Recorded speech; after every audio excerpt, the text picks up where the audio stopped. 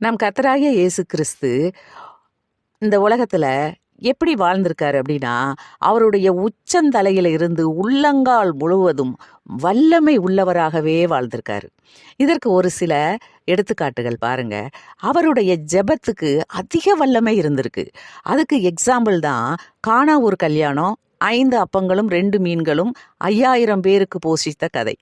இந்த 2லயும் அவருடைய ஜெபத்துக்கு மிகப்பெரிய வல்லமை கிடைத்தது. அடுத்தது அவருடைய தொடுதலில் உள்ள வல்லமை. எத்தனையோ பிணியாளிகளை, குருடர்களை, செவிடர்களை, அதாவது ஈவன் இறந்து போனவர்களை தொட்டு சுகமாக்கியிருக்கார். அதே மாதிரி அவருடைய குரல் பாருங்க. லாசரு லாசரு பார்த்து 4 நாள் ஆயிட்டம் இறந்து, ஆனாலும் லாசருவே எழுந்து வா அப்படின்னு ஒரு குரல் கொடுத்த உடனே அவன் எந்திரிச்சு வர்றான். அப்போ அவருடைய குரலுக்கு உள்ள வல்லமையை பாருங்க. அடுத்தது அவருடைய வார்த்தை. இந்த வார்த்தைக்கு வல்லமைக்கு 2 எக்ஸாம்பிள் இருக்கு பாருங்க. ஒன்று, பரிதிமேயு என்கிற குருடன். அவன் வந்து சொல்லும்போது அவர் என்ன செய்கிறாரு, நீ போகலாம், உன் விசுவாசம் உன்னை ரட்சித்தது. இந்த வார்த்தையே அவனை சுகமாக்கிட்டு. அதே மாதிரி 100க்கு அதிபதி, அவனுக்கும் என்ன சொல்றாரு, நீ போகலாம், நீ விசுவாசத்தப்படியே உனக்கு ஆக கடவது. 100க்கு அதிபதி அவருடைய வார்த்தைக்காண்டி தான் வாரான். ஒரு வார்த்தை மட்டும் சொல்லும் அப்படின்னு கேட்குறான்.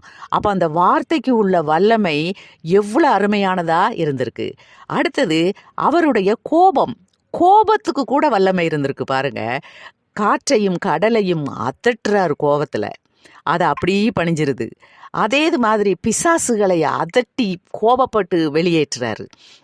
அடுத்தது இது எல்லாத்துக்கும் மேலா சொல்லணும்னா, அவர் போட்டிருந்த உடையில கூட வல்லமை இருந்திருக்கு. இதுக்கு எக்ஸாம்பிள் தான் இந்த 12 வருட பெரும்பாடுள்ள ஸ்திரீ. அவருடைய வஸ்திரத்தை தொட்டு அவ குணமடைகிறாள். அப்போ இத்தகைய வல்லமை உள்ள நம் தேவன் மீது நம்ம என்ன செய்யணும், அசைக்க முடியாத நம்பிக்கை வச்சோன்னா அவருடைய வல்லமையால் நம்முடைய குறைகளெல்லாம் நீங்க பெற்று வாழ்வோம்.